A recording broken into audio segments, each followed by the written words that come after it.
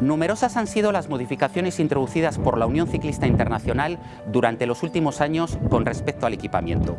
Es por ello que desde el Comité Técnico de Árbitros de la Federación Española de Ciclismo hemos considerado adecuado elaborar un vídeo donde, desde un punto de vista práctico, se muestren las principales características y medidas que debe de tener la bicicleta de competición. Este vídeo, de uso interno para la formación de comisarios españoles, complementa la guía de clarificación del reglamento técnico editada por la UCI y ya a vuestra disposición, traducida al castellano en la web REFEC dentro del apartado Comité Técnico de Árbitros, Guías de Formación.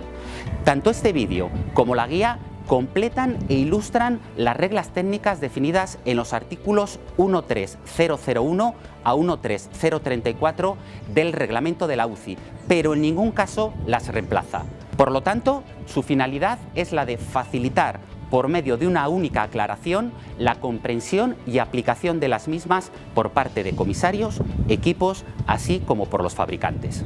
Sin más demora, damos paso a las explicaciones, esperando sean de utilidad para el colectivo. En este vídeo nos vamos a centrar en el control de material de la bicicleta para competiciones en ruta, tanto pruebas en línea como pruebas contrarreloj. En la primera parte del vídeo vamos a repasar de forma rápida las principales medidas que debe cumplir una bicicleta de competición, según están definidas en el reglamento de la Unión Ciclista Internacional, para posteriormente ver con detalle cómo realizaríamos el control de una bicicleta antes de una prueba contrarreloj. La posición base del corredor sentado en la bicicleta requiere únicamente de 3 puntos de apoyo: el sillín, el manillar y los pedales. La bicicleta consta de un manillar que permite al corredor maniobrar con toda seguridad, y la propulsión es únicamente asegurada por las piernas, a través de un movimiento que siempre debe ser circular alrededor del eje pedalier. La bicicleta no puede ocupar una longitud de más de 185 centímetros, desde el extremo más adelantado de la rueda delantera hasta el extremo más atrasado de la rueda trasera. El ancho máximo que puede ocupar la bicicleta es de 55 centímetros. Las ruedas deben tener las dos el mismo diámetro, que debe estar comprendido entre 55 centímetros como mínimo y 70 centímetros máximo, incluyendo el tubular. La distancia entre el eje del pedalier y el eje de la rueda trasera debe estar comprendida entre 35 y 50 centímetros. Y la distancia entre el eje del pedalier y el eje de la rueda delantera debe estar comprendida entre 54 y 65 centímetros. La distancia entre el eje del pedalier y el suelo debe estar comprendida entre 24 y 30 centímetros. En cuanto a las horquillas, la distancia entre los extremos interiores de la horquilla delantera no puede superar los 11,5 centímetros y la distancia entre las extremidades interiores de los tirantes de la horquilla trasera no puede superar los 14,5 centímetros. El sillín debe medir entre 24 y 30 centímetros. En este caso se tolera una diferencia de más o menos 5 milímetros sobre estas medidas.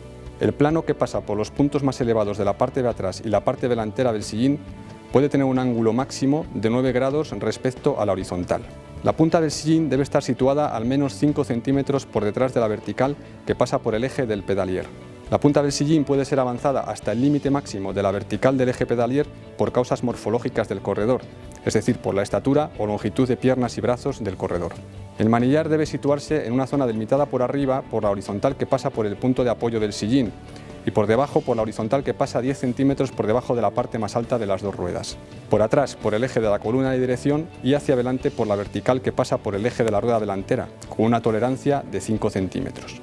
En cuanto al peso de la bicicleta, el mínimo autorizado en una bicicleta para competición es de 6 kilos 800 gramos.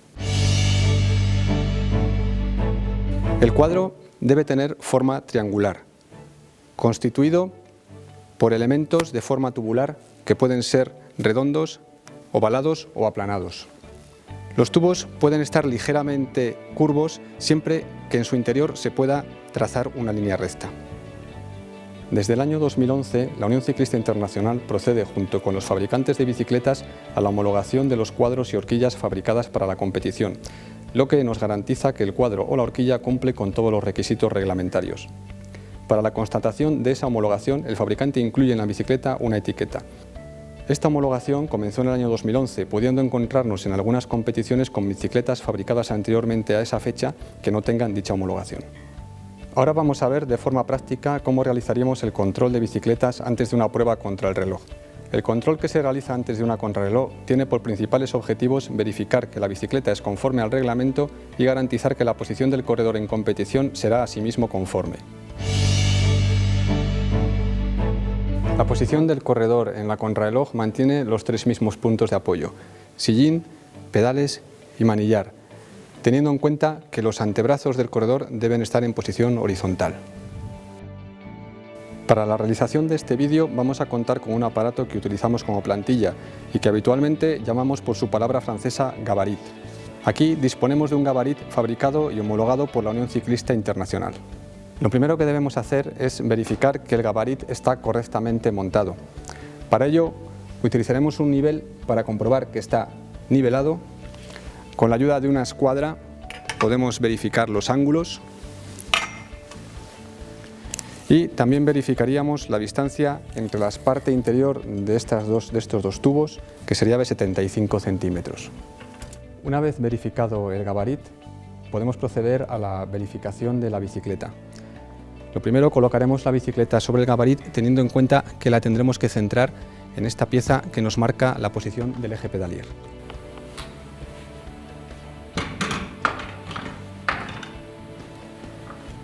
Empezaríamos verificando la posición del sillín, que como hemos dicho antes tiene que estar 5 centímetros por detrás de la vertical que pasa por el eje pedalier.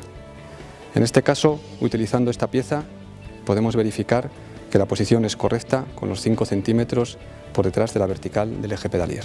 También hemos visto antes que el corredor, por causas morfológicas, normalmente corredores de pequeña estatura, tienen la posibilidad de avanzar el sillín sobre esos 5 centímetros, como sería este caso, siendo también una posición reglamentaria para un corredor que lo necesite por causas morfológicas. Pero en ningún caso la punta del sillín puede estar más avanzada de la vertical que pasa por el eje pedalier, como sería en este caso una posición antirreglamentaria que deberíamos obligar al corredor a retrasar la punta del sillín. También, utilizando el nivel, comprobaríamos la inclinación del sillín, que no puede ser superior a 9 grados sobre la horizontal, y utilizando un metro verificaríamos que el sillín cumple las medidas reglamentarias, que tiene que estar entre 24 y 30 centímetros, con 5 milímetros de tolerancia. Seguidamente verificaríamos la posición del manillar. En las bicicletas para contrarreloj está autorizado la utilización de un prolongador de manillar siempre que esté comprendido en los 75 centímetros desde la vertical que pasa por el eje pedalier hasta el punto más extremo del prolongador del manillar, incluido todos sus accesorios. Aquí verificaríamos los 75 centímetros utilizando esta pieza y comprobando que al extremo de la prolongación del manillar, incluido todos sus accesorios, está dentro de los 75 centímetros de la vertical que pasa por el eje pedalier. El prolongador del manillar podrá ser avanzado hasta 80 centímetros por causas morfológicas, es decir, por causa de la estatura o longitud de piernas y brazos del corredor, como sería en este caso, siempre midiéndolo hasta el extremo del prolongador del manillar, incluidos todos sus accesorios.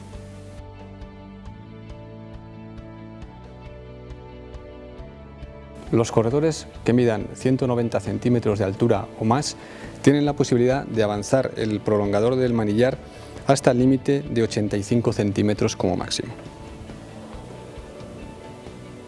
Resumiendo la posición del prolongador del manillar, su posición base es a 75 centímetros de la vertical que pasa por el eje del pedalier. Los corredores por causas morfológicas pueden avanzar esta posición entre 75 y 80 centímetros. Y para corredores de 190 centímetros o más de altura, se autoriza avanzar la posición del extremo del prolongador del manillar entre 80 y 85 centímetros. Un punto importante es que el corredor que por causas morfológicas avance la punta del sillín respecto a los 5 centímetros del eje pedalier, no podrá en ningún caso avanzar el prolongador del manillar respecto a los 75 centímetros del eje pedalier. Y por contra, el corredor que por causas morfológicas avance su prolongador del manillar por encima de los 75 centímetros de distancia al eje pedalier, nunca podrá avanzar el sillín de los 5 centímetros respecto al eje pedalier. En resumen, el corredor solo podrá beneficiarse de una de las dos derogaciones: o avanza la punta del sillín o avanza el prolongador del manillar. El prolongador del manillar debe tener una inclinación máxima de 10 centímetros hacia arriba o hacia abajo, incluidos todos sus componentes. Para realizar esa verificación, en este caso utilizaríamos esta pieza apoyándola sobre el reposacodos. Aquí nos marcaría los 10 centímetros de altura, como he dicho, todos sus componentes incluidos, y por aquí nos marcaría los 10 centímetros de altura hacia abajo. También deberemos hacer una revisión visual del cuadro y todos los componentes de la bicicleta. En este caso, podemos comprobar que el cuadro está homologado por la Unión Ciclista Internacional. Comprobaremos que no exista ninguna modificación sobre el material según ha sido fabricado, ya que ninguna modificación al material realizado por el fabricante será autorizada en competición. Verificaremos que no exista ningún tipo de pantalla o pieza añadida con el objetivo de mejorar la aerodinámica de la bicicleta.